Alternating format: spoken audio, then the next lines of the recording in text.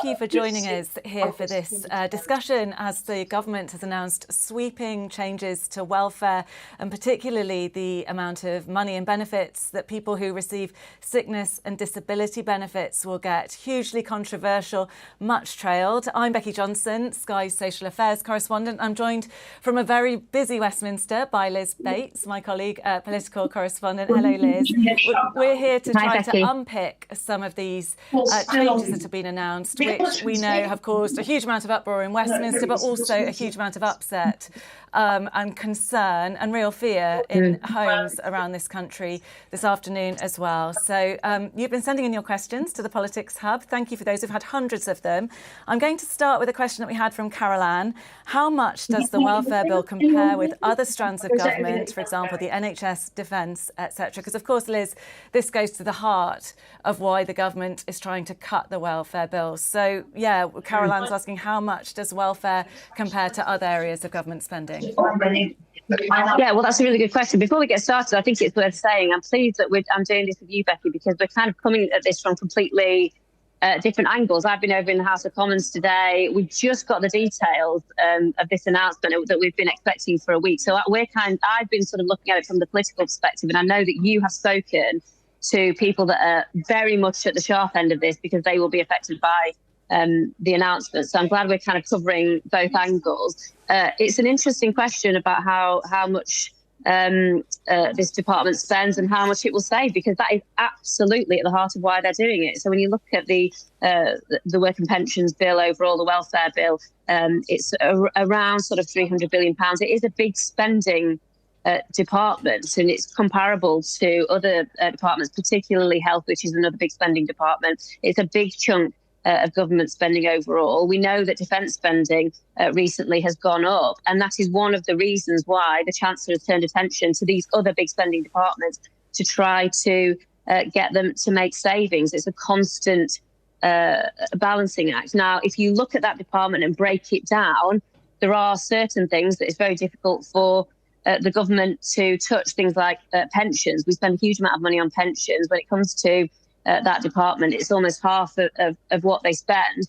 And then you sort of go down the list of expensive policies, things like universal credit, and then you get to the personal independence payment. Now, in terms of what the government will save on this, it's not huge compared to the overall public spending bill and compared to the overall welfare spending bill. It's around £5 billion. But it all makes a difference when you're trying to balance a budget. You're trying to find money here to spend it over there. And so the personal independence payment especially is an area that the government has been looking at, thinking, well, that is in need of reform. And if we do reform it, we'll be able to save a lot of money. So that's really a bit of a breakdown of how much this department spends compared to other departments and how much money that the government will save. And sickness and disability benefit, of course, the area being targeted, because that's the one that's rising so rapidly, expected to hit around 70 billion by the end of this Parliament. Huge numbers, and that's 20% more than the entire defence budget going on these sickness and disability payments for people who are of working age, but they're off because they say they're not well enough to work. And it kind of leads us into our next question from Mickey. And by the way, please do keep sending in your questions. It's not too late to send us some questions. But Mickey says, what's behind the huge rise in economic inactivity? Is it generational, or has COVID profoundly changed our society? And as you say, Liz, I've been chatting to people out and about, including large numbers of young people, actually, because we heard from the Work and Pensions Secretary in Parliament today, it is among young people that there's a huge amount of concern about the increase in numbers claiming this payment. Now, one of the reasons that the government highlights, and indeed I found speaking to young people, is the perverse incentives that have existed within the system. So if you're out of work and you're claiming universal credit, you're a job seeker, you get around half the amount than if you get yourself signed off work. It's called a fit note, is how people refer to it, a note from your doctor, and you get this health top-up.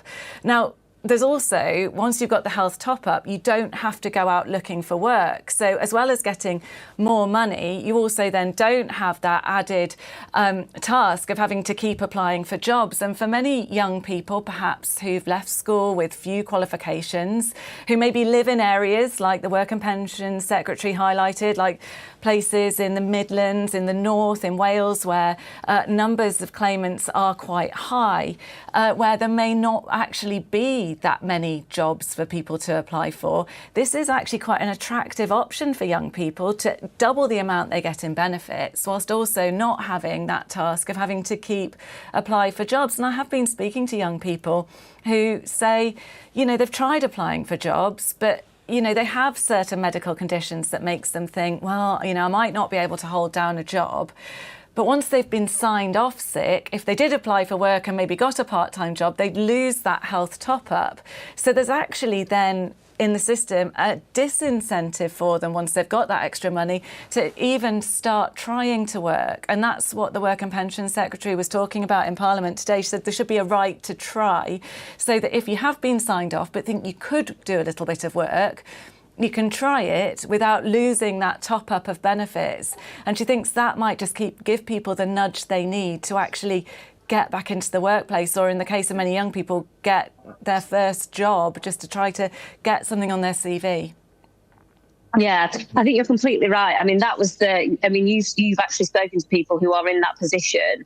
This is what the Work and Pension Secretary was setting out very clearly today in the House of Commons, that the government is trying to target those perverse incentives, the complexity of the benefit system, the fact that it was designed, many aspects of it were designed a decade ago, and they don't feel like they're fit for purpose in the current climate. That is what they wanted to tackle. So they're changing, certain aspects of it, hoping that kind of cliff edge where people feel like they can't go back into work because they will lose out. They're trying to eliminate that, and the right to try is certainly part of that. When you actually look, and this is what the government have been saying for the last few days and weeks, actually, when you look at the rising numbers of PIP claimants, and they are huge. I mean, the Health Secretary saying over the weekend this sort of statistic, which really hits home, 1,000 new claimants a day. And if you take that over a year, then that adds up to, a city the size of Manchester. That is a massive number of new claimants coming into the system. When you actually look at that, what is really driving that, I think, is a lot of it is mental health, and other things that you might kind of put under that bracket of psychological disorders, and that seems to be focused as well on young people. And so it is young people getting diagnosed with mental health disorders and very much ending up, hurtling into the benefit system. And what the government says is becoming trapped in it. And that is the kind of early cycle in people's lives that the government want to intervene and try to stop. And actually, Mickey, in that question, asked if COVID has profoundly changed our society. And I think we could probably all agree that COVID has added to the numbers, really in two ways. Obviously, we know that there are thousands of people still suffering with long COVID, which, is debilitating and means that they are not well enough to work. But also, I've been speaking to charities that work with young people who talk about the real impact on young people's mental health of the COVID pandemic. One young person I spoke to said the COVID pandemic hit just as she was sitting her GCSE. She doesn't even feel like she left school properly. She didn't leave with particularly good grades, and that has been a huge barrier to her then getting into the workplace, because for that first the first year or so, when ordinarily you'd leave school and you'd be getting into the workplace, well, it was lockdown. And therefore, charities saying to me, there's a lot of young people who actually really struggle just to leave their rooms at home. And they think that's a real knock-on from the time that they had to spend at home during lockdowns. So the kind of mental health aspect of the COVID lockdowns combined with the physical health of long COVID has clearly affected these numbers. Liz, I've got a question which I think that you are very well placed to answer from Keir. How much unrest is there within Labour about these, Keir describes them as Tory policies they've just announced? I think as a non-political correspondent, I'd probably say a lot. You can answer the question in full, though. Does it say what the person's last name is? It's not Keir Starmer, is it? Writing into Sky to describing them as Tory policies. I don't think so. Maybe not. I think. Look, this is when we get away from the kind of the figures, the economic aspects of this. Has been the politics of this has really dominated Westminster over the past week, because we knew that the government was planning this ever since they got into power. But last week we were expecting to hear the details of this, and actually the strength of feeling on the backbenchers was the reason that they have, I think, softened some of the policies, taken the edge off some of the policies. Certainly freezing pit, I think, was something that was on the table, and now it isn't. There were lots of reports last week that even cabinet ministers were openly saying across the table in their weekly cabinet meeting, look, we don't think some aspects of this are a good idea. I think one of the reasons that there is so much uncertainty, I think at this point, it's fair to say, on the Labour benches. There's no open revolt. There's no kind of mass rebellion on the horizon, but there's real concern and uncertainty on the Labour benches, because a lot of these Labour MPs are brand new, and they did not want to be elected into a Labour government to cut benefits for some of the most vulnerable disabled people in society. And so, they want to be loyal, they want to vote with the government, but I think this is the first time many of them have said privately and some publicly, I'm not sure that we can vote for this. And the politics of it as well, I think, is quite informed by the winter fuel payment. It was one of the first things that the Chancellor did when this government came in. She stood up in the House of Commons, even before she delivered a budget, and said, we're going to cut back on the winter fuel payment. And the level of anger on the doorstep from many Labour voters who had just voted in a Labour MP, hoping that this would feel like a very different government from the previous Conservative administration. They were suddenly getting a lot of abuse on the doorstep, with people saying, why did we even bother to vote for you if the first thing you're going to do is take money away from elderly people? And I think that is in their minds. They don't want to repeat that, and they certainly don't want to keep repeating it, and for this to become a government that has a legacy of hitting the most vulnerable people and taking away money that they desperately need. Yeah, so that's the problem. There will be a vote, though, in the House of Commons on this. So then we will, they'll have to put their money where their mouth is. There'll be left-leaning Labour MPs that will vote against the government, no question. But it's all those MPs in the middle. Which way will they go?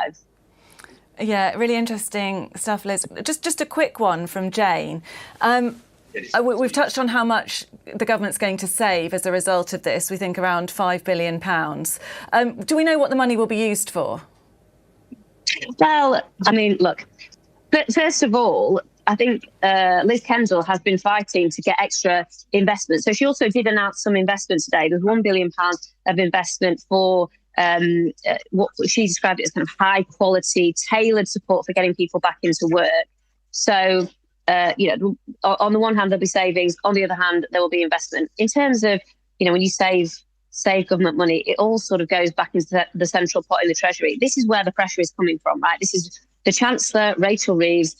She has been putting pressure on all of the departments ahead of what is called the spending review at the end of this month. She wants to see all of those unprotected departments making savings. And that is because, first of all, things like the NHS, the Prime Minister, and when he was in opposition, made big promises about the changes that they were going to make to the country, and they cost money. And one of those was the NHS.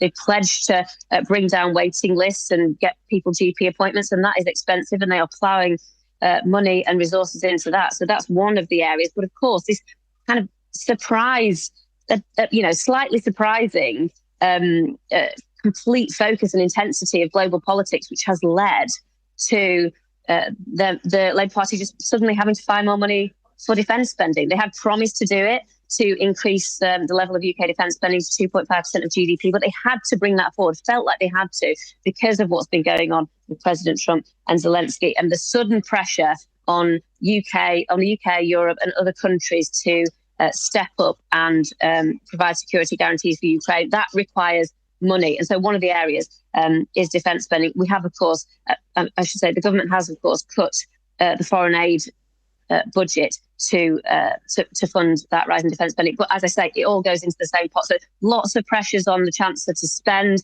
in lots of different areas. And that's why she's having to make savings.